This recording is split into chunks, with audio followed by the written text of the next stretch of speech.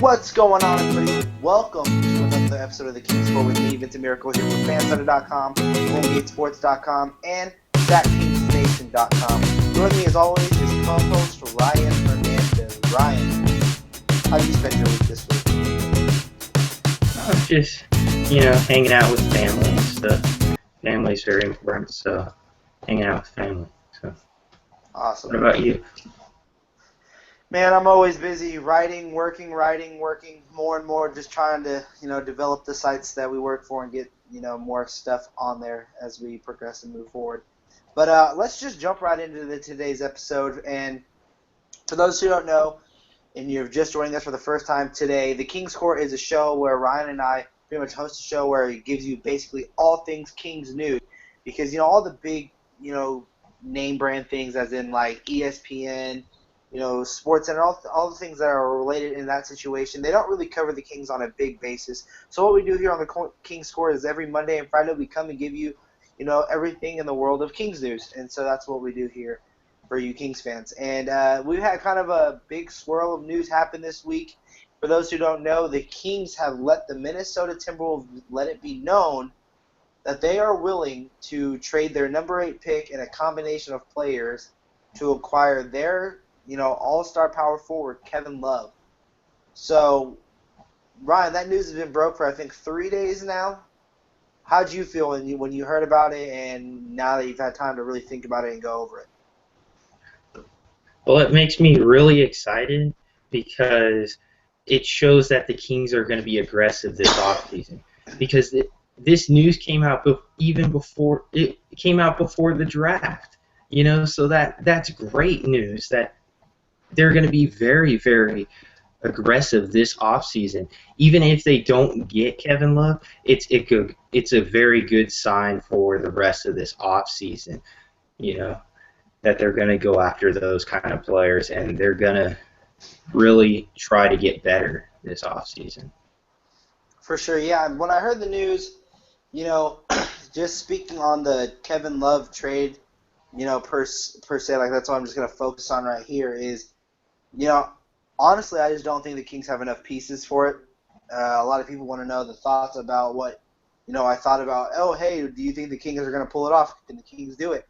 I don't think the Kings can pull off this trade. I mean, it's just the number 8 pick. I really don't think it has as much value as, let's say, the number 5 pick or having multiple first-round picks in this year's draft. Have that. If the Kings had something like that, it'd be a little bit more intriguing. Plus, the combination of players of what you'd have to give up. I mean, think about it. The team is not completely deep on this roster. I mean, talent-wise. I mean, player-wise, they have a bunch of players. But I mean, talent-wise, you don't really have enough talent assets to really combine together because you use them all to acquire Rudy Gay over the season.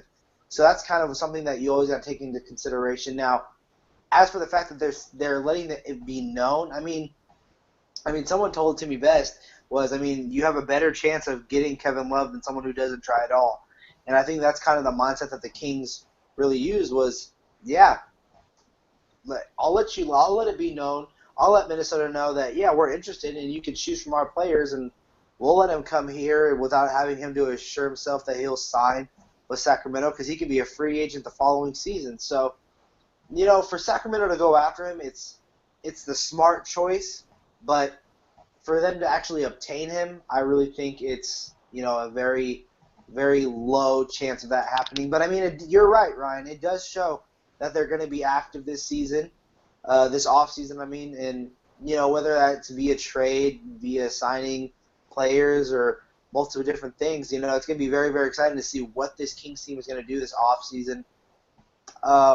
Ryan, I actually want to know, do you think the Kings can pull off a trade for Kevin Love, or is it kind of just throwing it out there like, hey, yeah, we'll take him if you find the pieces that are on our team?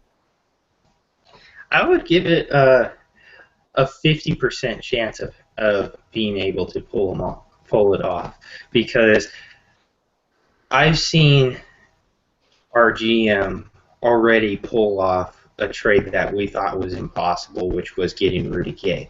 So even with the players that we have, I think that there is that chance that the Timberwolves look at it and saying, you know what, a lot of the other teams want Kevin Love to verbally agree that he's going to sign with the team next season. So that's going to cause a lot of problems finding a trade partner because Kevin Love could be very, very picky where he lands. So I feel really good about the Kings just wanting to get him regardless of that verbal agreement. So I think that there's a 50% chance that RGM can pull this off. I really feel good about our chances of pulling it off. So you give it a quarter flip of a chance of it happening, of this Kings signing. Okay, you are crazily optimistic, in my opinion. I think the chances of the Kings signing or trading for Kevin Love is probably around I'm going to be overly optimistic here and say 10%. I mean, the pieces that they have, I mean, let's think about it right now. The Kings' biggest trade assets, what are they on this Kings team right now? DeMarcus Cousins, who they're not giving away right now. They just gave a max contract to.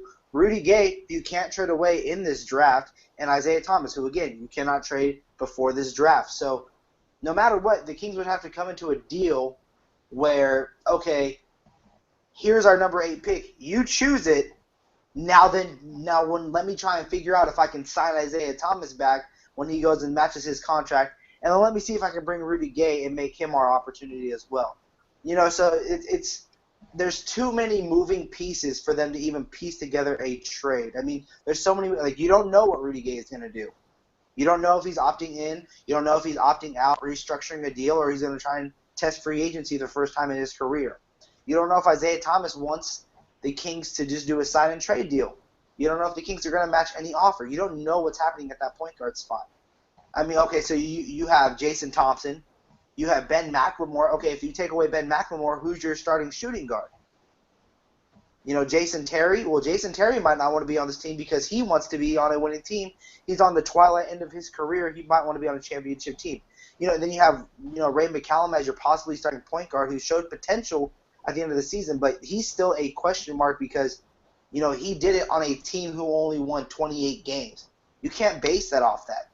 You know what I mean? So there's too many moving pieces for me to see a deal happening. You can say, oh, there's a 3-team trade here, but then still, what do the Kings bring to that table that they can't bring before the draft? Because if they want to look for first-round picks, and that's what's been reported is Minnesota wants first-round picks, the Kings only have one. It's the number 8 pick, and the assets of a combination of players that they're going to have to give up, you know, their biggest trading assets can't be traded until they're signed to the team. So I give it around a 10% chance. I just really wanted to see what your percentage was on it. But I kind of wanted to hit on this just a little bit more in depth. You know, a lot of people are expecting, like, oh, Kevin Love, we got to do this, we got to do that. You know, is Kevin Love really a good fit for this team in your opinion? Well, it fits. It fits Rudy Gay's style of basketball, where you have 2 good big men, and he plays off of those big men. That's how Rudy Gay plays. It's a good. If they can pull it off, it will guarantee that Rudy Gay will stay. You know, if you can pull a trade off with that, like during the draft, it will definitely keep Rudy Gay here. How does it keep Rudy Gay here in your opinion? Because of the talent level on those 2 big men. He plays exceptionally well with 2 big men. He proved it in Memphis when he had Marc Gasol and Zach Randolph. When he played in that system, he played very, very well because they ran their offense through Marc Gasol and Zach Randolph, and Rudy Gay was that third guy in that scoring option. You know, he's a third scoring option. So if they brought Kevin Love here, that would give less whatchamacallit. It's not. It kind of like takes the pressure off of Rudy Gay to be the the second scoring option, because I think he plays a lot better when he's the third scoring option on a team, and especially playing with two big men. And it helps DeMarcus Cousins out because it gives him the spacing he needs to work in the paint. He's a very good player when he plays in the paint, and along Jason Thompson, he doesn't get that space he needs to get in there and dominate. So if he had a guy that can shoot threes like Kevin Love can, it spreads the floor very well for DeMarcus Cousins to just dominate the paint. Yeah, see, for as a fit wise, like I asked you the question, I really want to know because this team has been talking about defense, defense, defense, and Kevin Love's not a great defender. I mean, that's for sure. He's not a great defender. He's not a great low post defender. Is he strong? Yes, he is strong, but that doesn't mean he's a great defender. Now, you say he fits into the Rudy Gay offense. I have to disagree with you there as well. I think Rudy Gay, you're right, he does great with two big men. But look at the two big men he played with when he was in Memphis. He played with Zach Randolph, whose back was to the basket at times, right? Then you had Marcus Saul, who you just said ran the offense. He was the facilitator, and you had Michael Conley kind of being the George Hill, who kind of played around the outside and who can drive to the paint. If you have Kevin Love, that's someone who needs the ball in his hands. If you need DeMarcus Cousins, he's not going to be the facilitator. He's going to be your low post offense, so he's going to need the ball in his hands. But can I say something real quick? Go for it. About Kevin Love? He averaged 4 assists a game. That was the most by any big man this year. That's good point. But the same thing about that is, how many did his team make the playoffs? No. Okay. That was because of lack of supporting cast. They just don't have that good a supporting cast. Well, the Kings have a great supporting cast in their starting five. It's just, they have Rudy Gay, Isaiah Thomas. Okay, if you're going to bring up the fact that they're doing passes, the Kings had 3 players in the NBA who scored 20 points on one team. Mm-hmm. 3 players, and they only won 28 games. I mean, stats can be deceiving as well. Just because he averaged 4 assists a game doesn't mean he's a great passer. You know what I mean? DeMarcus Cousins. But he's willing. DeMarcus Cousins averaged 2.5 assists a game, and I think he's actually a pretty good passer. But that doesn't mean he's going to be a facilitator on your team. What Kevin Love brings is offense. He doesn't bring defense. This King is trying to build an identity with Coach Malone, where it's going to be defense is your first priority. I don't think that's fit. I think the need for him to have the ball in his hands, both in Cousins' hands, both in, let's say, Kevin Love's hands, and let's say the Kings somehow obtain Kevin Love while keeping Rudy Gay and Isaiah Thomas. Isaiah Thomas has already said it this offseason. He's a shoot-first point guard. He's going to need the ball in his hands, and Rudy Gay is another player who's going to need this ball in the hand, or the ball in his hands. So it's just, like I said, I don't see it as such a great fit. I mean, offensively, you might be right. Kevin Love can swing the ball around. DeMarcus Cousins can handle it on the paint down low. You have an outside perimeter shooter in Kevin Love. You could be right. That 4 assists, he could be willing to pass all day long. Like I said, you may be right, but no one knows. And let's not forget, he averaged over 20 points a game. So he wants to score as well. He's looked as a scorer. So it's very interesting, and I want to know all of your guys' opinions out there as well. I mean, do you think Kevin Love's a good fit, and do you think the Kings should try and find a way to combine players, and do you really think they can get this trade going? So let me know your percentages. Let me know if you think he's a good fit. Leave your comments in the comment section below. Hit that like button, and let us know what you all think. All right, this is the part of the show I kind of just want to give a shout out to the sign lady. She's going through her cancer phase and things like that. And for those who don't know, she was just inducted into the ESPN Fan Hall of Fame.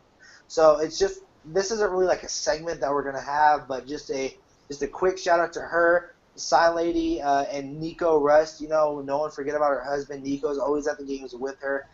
But I think that she really is the heart and soul of this Kings fan base, and I think, her going to games after being diagnosed with cancer, holding up that sign, and, the players doing that sign after it was found out, and Niko posted on Twitter that she had it.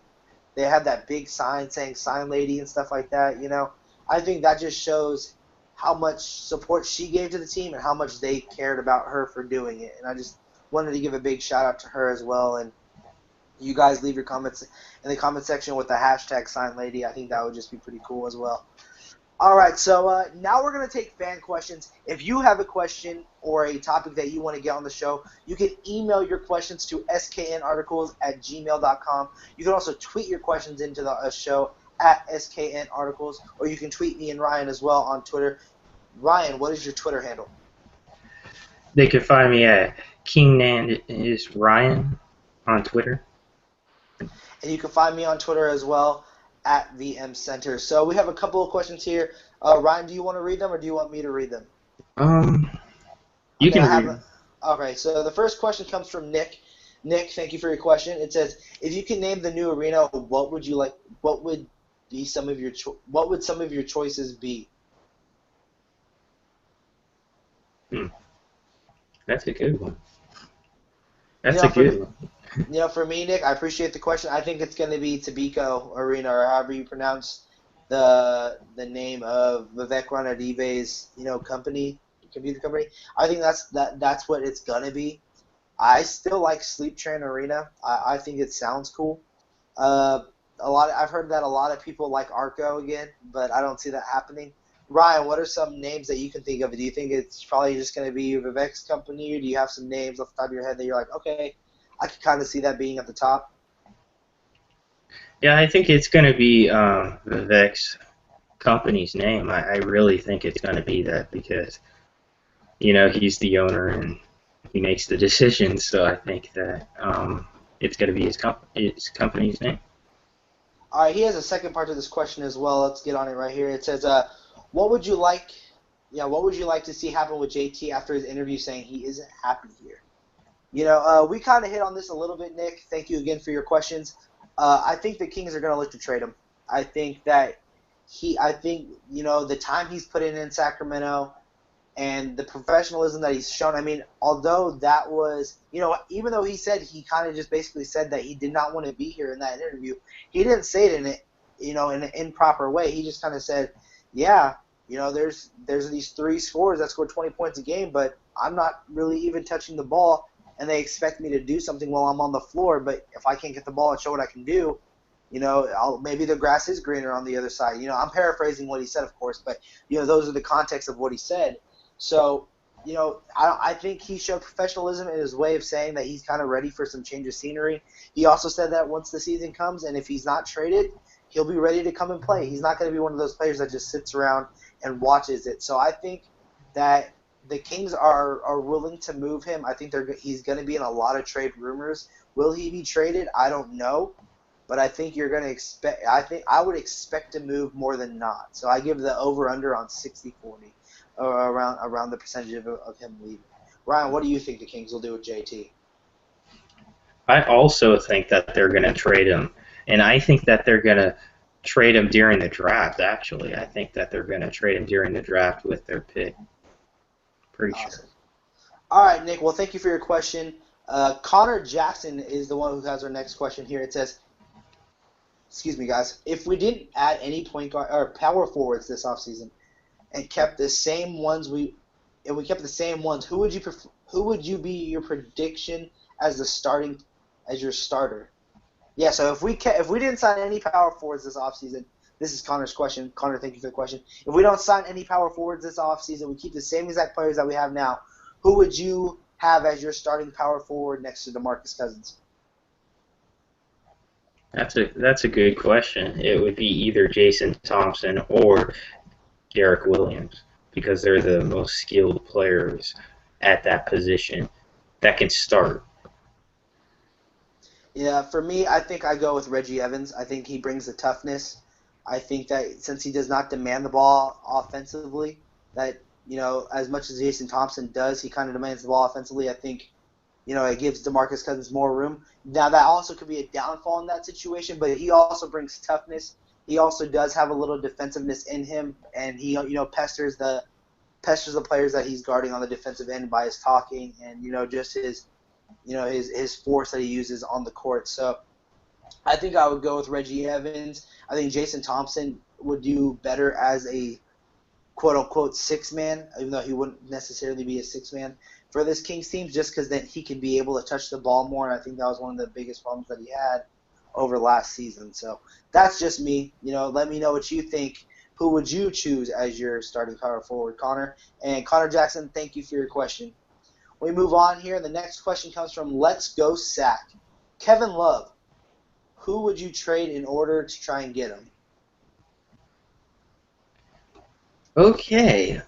It would have to be valuable assets that the Kings have. So obviously it would be their 8th pick in that pick or that trade. It would probably be Ray McCallum, Ben McLemore, Reggie Evans, Jason Thompson, and Jason Terry. I think that would be my offer, because I know that Isaiah Thomas is not going to be available for trade during the draft, and I know that neither is Rudy Gay. So that's my best offer I could give. For me, I think that if the Kings really wanted to go after Kevin Love, and they somehow make out a deal that says, "Hey, Minnesota, you choose our pick right now," and they decide, "Okay, hey, we want Aaron Gordon to be our pick at number 8," and then the Kings somehow find a way, okay, say here, give Isaiah Thomas this much money, he'll accept it. We'll do a sign and trade deal. You can get Isaiah Thomas. You're gonna have to give up Ben McLemore, in my opinion. I don't think you have a choice about that. I think you have to give up Jason Thompson and that 8th pick of Aaron Gordon, and then so you're left with Kevin Love, and maybe you can probably get Alexei Chevette or one of those other players on the roster. But I mean, that's if they would even go for that type of trade. But I guess that would be one that I would try and offer up. So let's go, Sec. Thank you for your question. Let me know what you think. Leave your comments in the comment section below, and let me know what offer would you do, and let's see what you have in mind. All right, so our next question comes from Alan Aquino. Give a shout out to the silent. Never mind. Okay, no. Here's his question. If Rudy decides to sign with the Kings, does that mean they are limited ability to do anything significantly other than bringing back Isaiah Thomas because of the salary cap? Well, it depends on how he comes back. Now, if he comes back to opt into his contract, he's going to be receiving $19.3 million on that one season alone. And then he's going to be an unrestricted free agent where, the doors are wide open. As for right now, no one knows what his decision is. He can opt in or opt out. And let's say he opts out. That does not mean the Kings does not have the opportunity to sign him as well.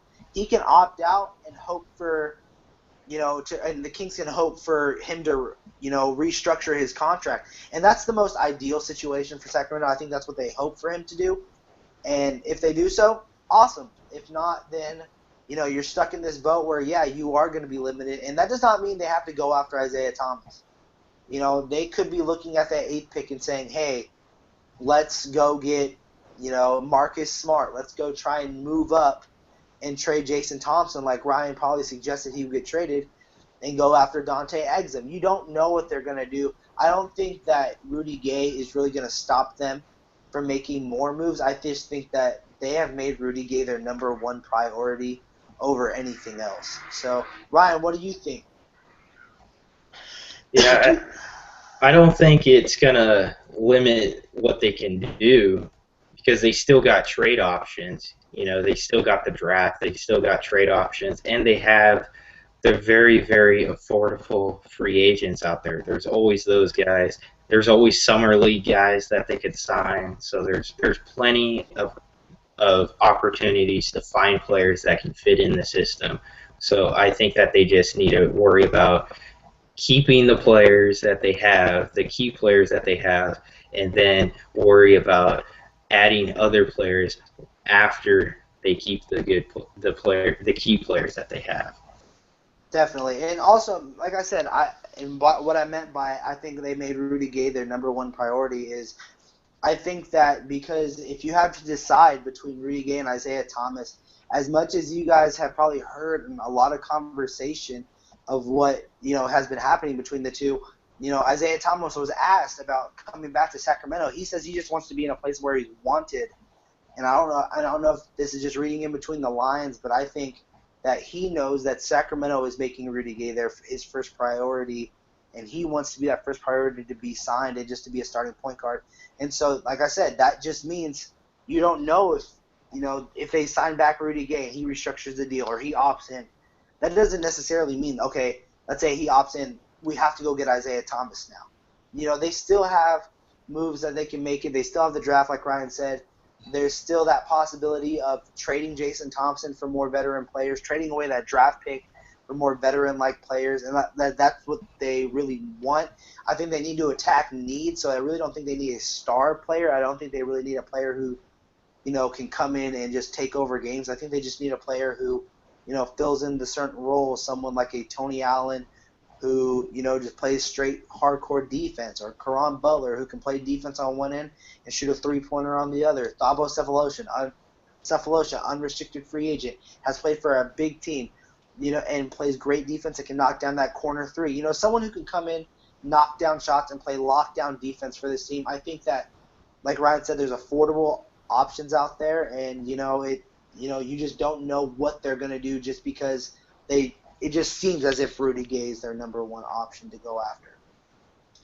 All right, and our last question today comes from the pilot. If there are no trades on draft day, who would you prefer to draft? Aaron Gordon or Doug McDermott? That's an easy question for me. I would say Aaron Gordon, hands down, because he plays the position that the Kings need help at, and he plays defense. This guy, everyone knows he's known for his dunks and his flashy play, but this guy is a defender first and an offensive player second. He plays good defense. He's quick. He does not demand the ball on offense, which is a huge thing for Sacramento because they have so many players that want to shoot. They want to be the guy that handles the ball.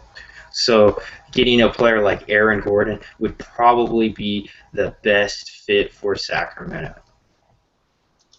Yeah, I think I'd have to agree as well. I think really Aaron Gordon fills what I was just talking about, and that's needs. The Kings need a defensive guy. They need an energy guy. And I think that, Aaron Gordon comes in, he brings his athleticism, he brings his dunks. He brings a little bit of everything that the Kings need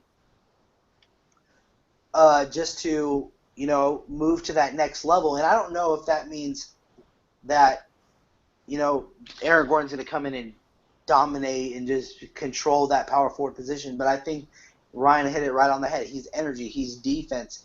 He has a pretty decent IQ for that defensive end. Now, he doesn't have a jump shot, and so I think that means commanding the ball offensively. He doesn't have that. He doesn't command the ball offensively.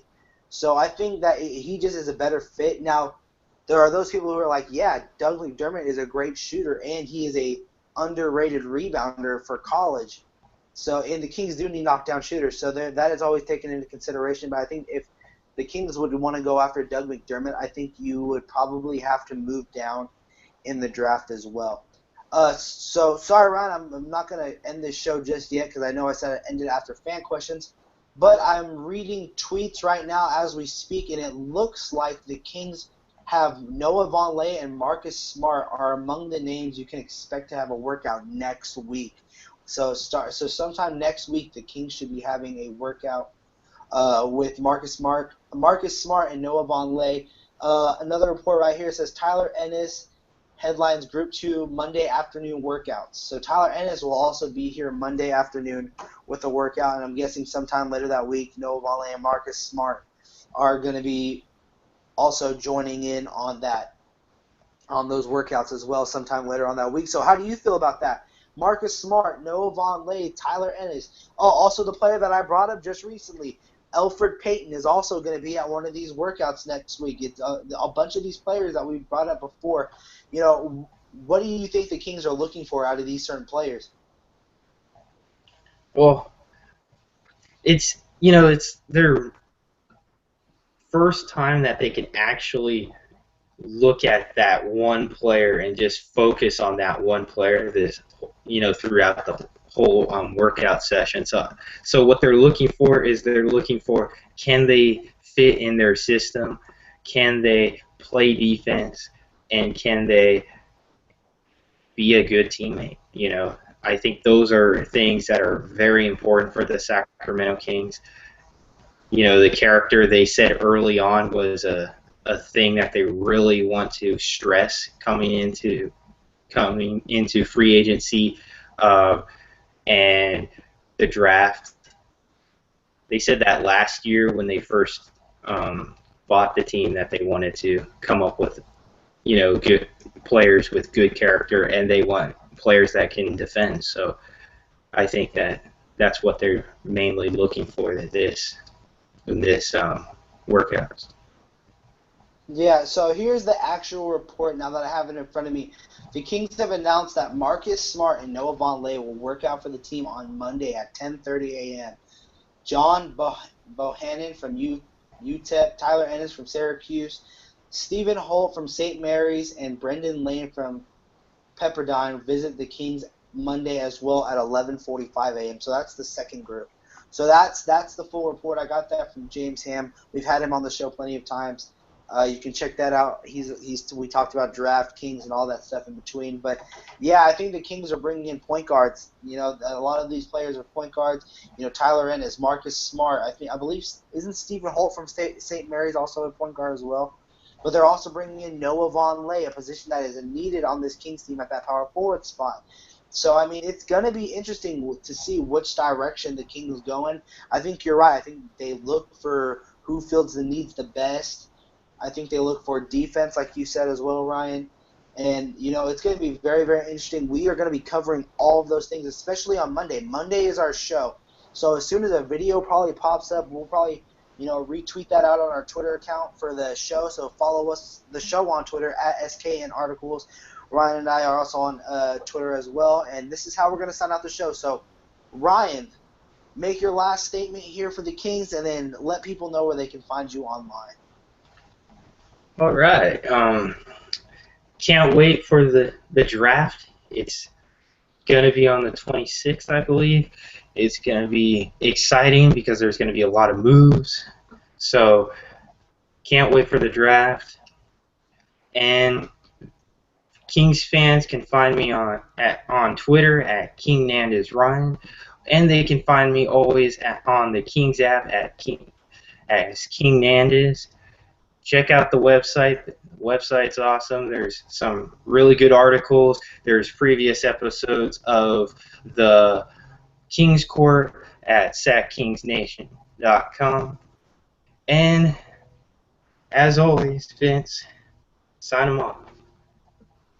All right, guys. Well, you can find me on Twitter. I'm at VM Center. Also, like Ryan said, go check out SacKingsNation.com. We got things coming up there almost every single day. Thursday was just yesterday.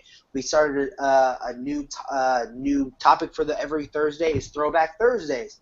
So every Thursday, we bring up old things that's happening before. This week was the 35-point comeback.